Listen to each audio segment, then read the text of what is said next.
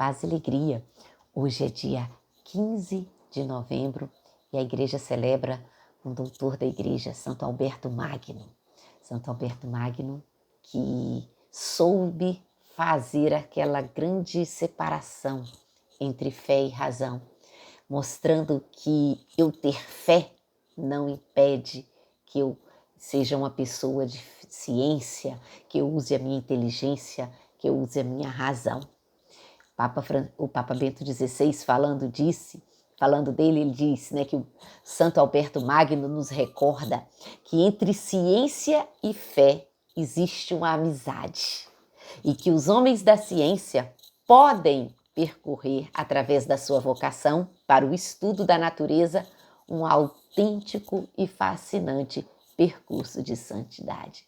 Então esse é o grande, vamos dizer, mérito de Santo Alberto Magno. Ele soube usar a sua razão para fazer crescer a sua fé e a sua fé para crescer a sua razão. Ele nasceu em 1193, na Bavária, filho de condes, e desde pequeno tinha uma grande sede de saber. Então, dentro da sua família, o normal seria os filhos irem para as armas, para a cavalaria, o exército, mas ele não, desde cedo, ele quis aprender, saber, conhecer. E por isso ele vai para a Universidade de Pádua, na Itália, e lá ele vai... Gente, a gente tem que ler o que ele estudou. Então ele vai estudar gramática, dialética, retórica, música, geometria, aritmética, astronomia. Ele vai para a faculdade para buscar o saber, para a universidade para buscar o saber. E ele tinha esse olho incessante do buscar o porquê, buscar a causa, buscar todas as coisas. E depois, na hora de buscar, de ter, vamos dizer assim, definida a sua profissão, aparece para ele duas opções da família, vamos dizer assim, incentiva. Fazer direito, para conquistar grandes, vamos dizer, grande prestígio, ou ir para um instituto religioso, que era a sua vocação. Ele sentia esse desejo, mas o que acontecia? Ele tinha o desejo de saber e tinha o desejo de uma vida religiosa. E ele achava que eram incompatíveis. Ele achava que se ele entrasse para uma ordem religiosa, ele teria que parar de estudar, ele não poderia mais continuar na sua sede de conhecimento, Então ele ficou durante um certo tempo neste conflito entre a sua vocação e o desejo de conhecer e saber cada vez mais. E, segundo os seus biógrafos, um dia em oração, numa igreja dos dominicanos, ele rezando, ele ouve as palavras no seu coração que Maria falava, nossa mãe: Alberto, meu filho, deixa o mundo e entra na ordem dos pregadores. E ali você vai se aplicar corajosamente às ciências segundo as prescrições da regra. E Deus vai te cumular de tanta sabedoria que a igreja inteira será iluminada pelos livros da sua erudição.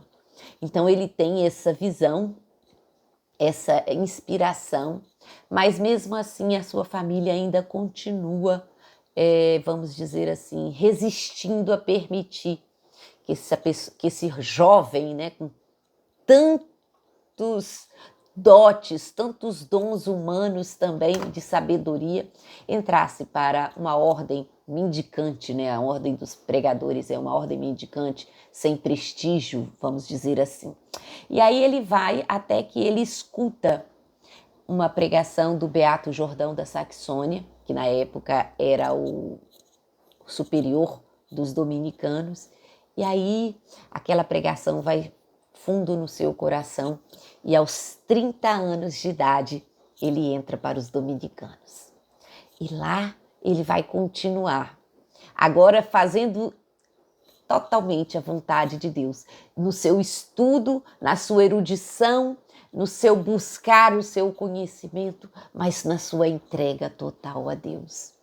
Papa Bento XVI, falando dele, diz que ele vai fazer aquele marco de separação entre teologia e filosofia.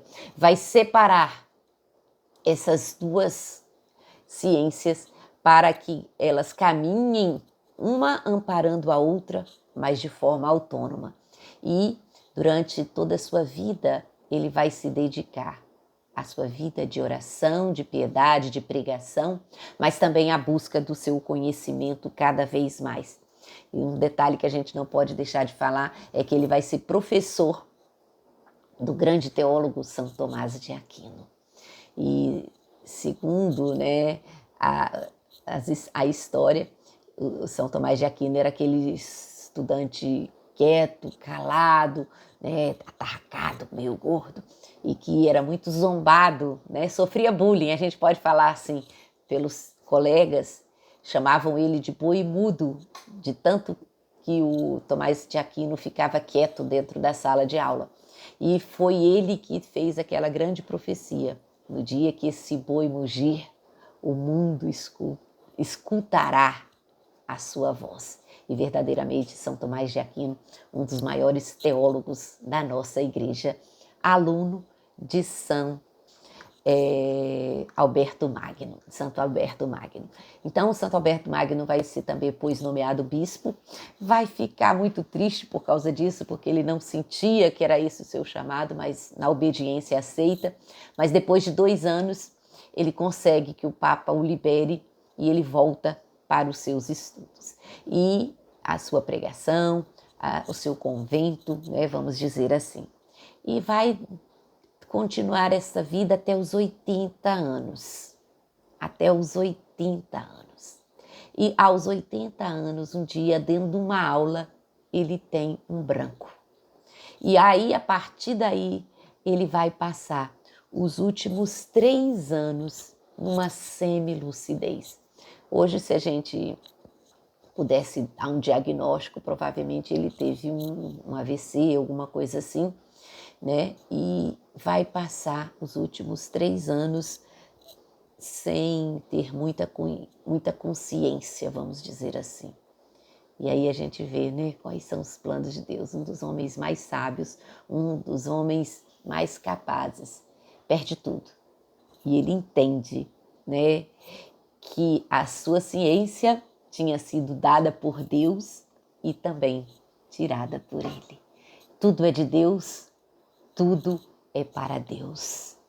E Santo Alberto Magno morre no dia 15 de novembro de 1280, vai ser canonizado pela Igreja e declarado doutor. Ele é doutor da nossa Igreja pelos seus ensinamentos, pela sua ciência, por tudo que ele nos dá em sabedoria, mas principalmente em fé, em oração, em vida fraterna, em obediência ao Senhor. Santo Alberto é aquele que, como diz, né, da ciência afetiva, aquela que indica ao homem a sua vocação, a alegria eterna, um júbilo que brota da plena adesão à verdade. Então, a busca da ciência, muito pelo contrário do que dizem, não afasta de Deus, aproxima, leva para Deus a cada um. Quem busca a verdade, encontra Deus, porque Deus é verdade. Santo Alberto Magno, rogai por todos nós.